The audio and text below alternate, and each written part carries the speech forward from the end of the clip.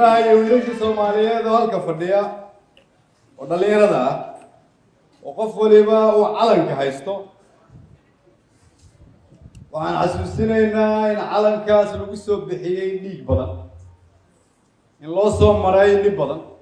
waa tii la yiri calankeena iftiimay xidigta ku astaysan Ilaahaygiina siiyay isaga ku abaalay waa maalintii sida dhabta ahaa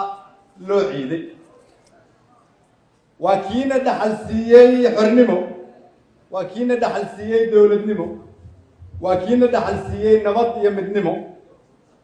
waa kiina dhaxal siiyay inaan dunida ka mid nahay waa sumadda lagu garto dadka Soomaaliyeed ee aan calankaas isaga ku mid jirno